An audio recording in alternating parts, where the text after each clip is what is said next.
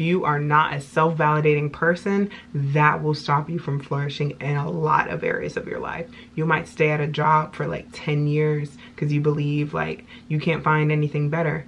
No, you have to validate that you know your worth, and you know your talent, and you know what you're bringing to the table. So if these people at this job aren't appreciating you, if they aren't paying you what you desire, if they're not paying you what you deserve, you have to validate yourself, and you have to know that you have to know your worth and know that your talent can get you more money somewhere else. Now, that's the power of being self-validated.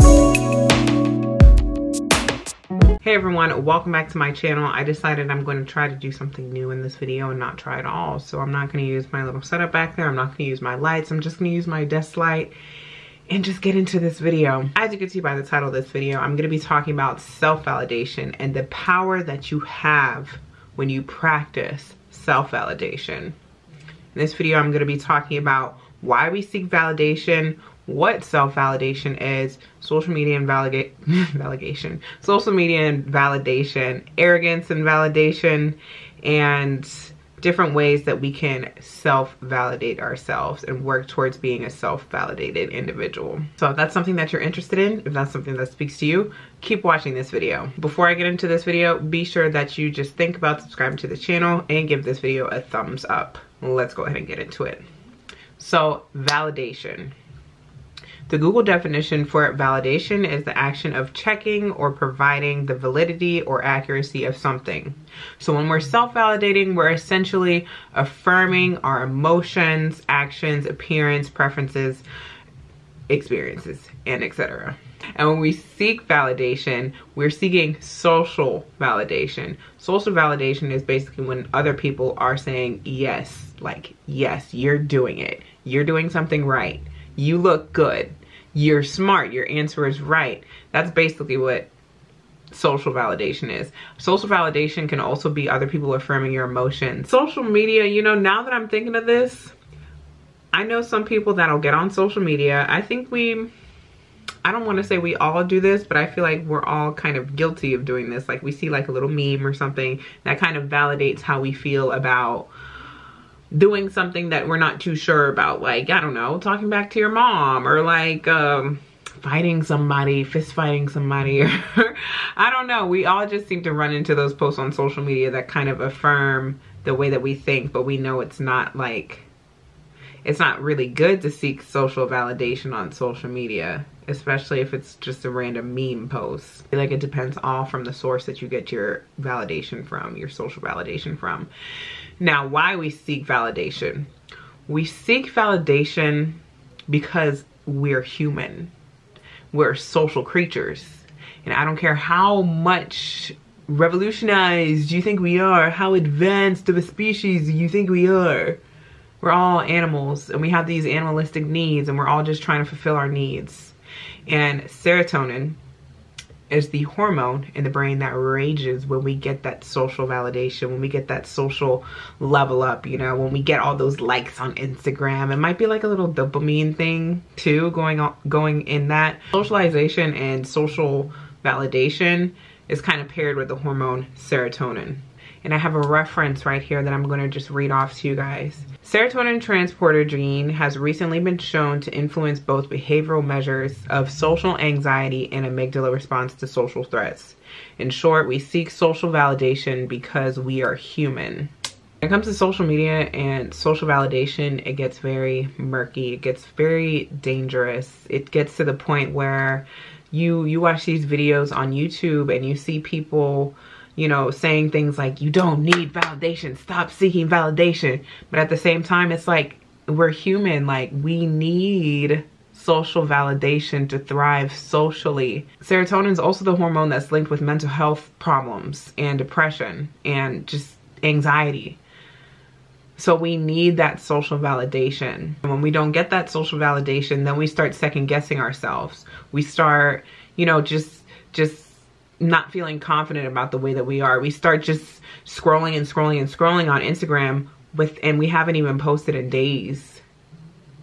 because we're scared to post, because we're scared of our social threats. We're scared that we won't get the amount of likes that we want on certain pictures. We're scared that we look funny in pictures. That's where it starts to get a little funny when we talk about social media and social validation, because we need social validation in order to socially thrive. But on social media, it's like a surplus of social validation. It's like you get into a land where you're constantly comparing yourself and trying to see why this person's getting this many likes and you're only getting this many likes. It gets very dangerous. And I think they call that problematic internet use. In the digital age that we're in, addiction to social media is very rampant. I didn't find any specific facts on the amount of people that are addicted to social media, and I think it has something to do with the amount of money that social media is bringing to the economy and whatnot, so they haven't really researched it. But I'm sure you guys can agree with me. We know those people that cannot put their phone down, that are at dinners like on their phone, always on their phone, just literally always on their phone. Not even taking pictures, just scrolling all the time. And I have a reference talking about social media and rejection. Individuals who were high on rejection sensitivity were found to be more likely to engage in social media addiction than those who were low on rejection sensitivity. The same article that I got this information from also said that individuals who scored high for social rejection or sensitivity to social rejection also are more likely to partake in using dating apps and online dating apps and stuff like that. These individuals are also more likely to engage highly in social media content because their real life social circles aren't adequate. And I'm gonna put the link to that reference right down in the description box below. If you know somebody who is exhibiting these symptoms, put an emoji in the comments that is doing this emoji, the girl that's doing this emoji. I don't know why that emoji, but I don't think that's good to have.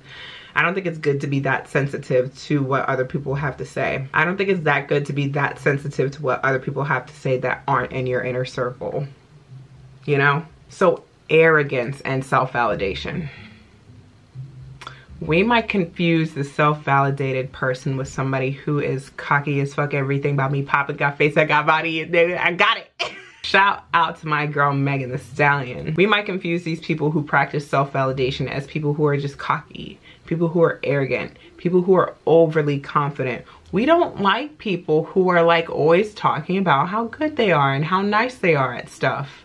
We like a humble person, you know? We like that person who knows how beautiful they are, knows how talented they are, knows how smart they are, but decides to keep it to themselves. That's what we like. When these self-validated people come out and say outwardly like you don't gotta tell me I know I look good, like you don't gotta tell me da da da da da. We might confuse that with somebody who's being arrogant or somebody who's being cocky. I'm a firm believer in the confidence that you have within yourself and the confidence that you put out about yourself is how other people are going to perceive you. If you say like, oh, if you're confident, if you're self-validated, people are probably just going to go along with what you say. I don't know what kind of power that is. I think that's like I don't know, some type of social, I don't know, some type of hormonal social power. Saying that just to say, the confidence that you exude is how people perceive you. Some people might perceive it as you're being cocky, you're being arrogant, you're being nobody cares about what you have to say. But at the end of the day, if you're self-validated and if you're confident, you're gonna be doing your own thing regardless of what anybody has to say about you. The power in being self-validated is exactly what I just said. If you're a self-validated person, if you do you regardless, if you do the things that you say that you're going to do regardless of if anybody else is supporting you, if anybody else is in the background cheering for you, if you validate yourself, that's some crazy power you have right there, honey. To seek social validation. Before I used to post my pictures on Instagram, I'd send them to my friends and be like, does this look okay? Which one should I post? Tell me this looks okay. Validate me, please, before I put this on social media. It was just annoying, like having people pick you apart and nitpick you to death over like your R&B. It just got to a point where Like, I was like, F that. Why am I even sending my pictures out to people before I post them anyways? If I like the picture, I likes the picture, okay? If you are doing that, really question yourself, like, why am I really doing this now? I can understand if you are trying to build your Instagram and do it for business purposes and just make sure, like, do you see anything that's, like, you know, off? Is this something that would catch your eye? Da da da. But if you're just using Instagram just to use it and post your pictures, like, post as you please, honey. Right now, I'm gonna give you guys some tips that will help you work towards self-validation. And the number one thing, it's hot trend right now, is doing affirmations. Affirming yourself. Affirming that I'm a black queen with a perfectly imperfect spirit. I allow myself to feel and acknowledge my emotions on sight. And those feelings are true. You're validating your feelings. You're validating that you're a beautiful black queen, period. Ain't no more explanation needed about that one. Explanation. Let me get my grammar right. I am a diligent, hardworking individual who stops at nothing to achieve my goals. These are the things that you need to affirm in yourself if you're trying to achieve some goals, okay? You need to be diligent. You need to be dedicated. You need to be disciplined. The 3 D's, baby, okay? If you find yourself constantly comparing yourself to other people, this is an affirmation that you can say. I see and appreciate the beauty that other people hold in themselves, and I celebrate the differences that we have amongst each other. Stop comparing yourself. If you want to get over comparing yourself to other people, say that affirmation, or say an affirmation that speaks even more heavily to you. Another thing that you have to do, this is something that you have to do if you want to be a self-validating person. Allow only people you trust in your inner circle. Not everybody's going to agree with you. All your friends aren't even going to agree with you. But the people that you allow in your inner circle are people that you trust, people that want the best for you, people who don't put their limiting beliefs on you, and people who encourage you to be the best version of you. Those are the kind of people that you need to rock with. If they're not in your inner circle, you need to keep them arm's length distance away. And these kind of people are everywhere. They are everywhere. I remember just the other day, I was telling my classmates I wanted to do travel OT. It was putting all types of limiting beliefs on me, talking about, you don't want to have kids, you're gonna be moving around a lot, like, you don't want to have a family, and da da da. I was like, neither of you guys have boyfriends or any significant others right now. It is just that easy for people to put their limiting beliefs on you. And if you're not a self-validated person, look, I'm blessed. I'm a self-validated person. I used to be in a whole relationship. He believed that he needed both of his parents to thrive like how I have both my parents. He was comparing himself to me in my situation, saying that I don't have what you have, and you know, I just can't do the things that you're asking me to do, and I just need you to take care of me, and I just need you to be my mommy, and y'all, it was sickening. It was sickening. You gotta keep people near and dear to you that push you to be the best version of yourself, that give you criticism but help you grow at the same time, that believe in you to be a better person. Keep those people near.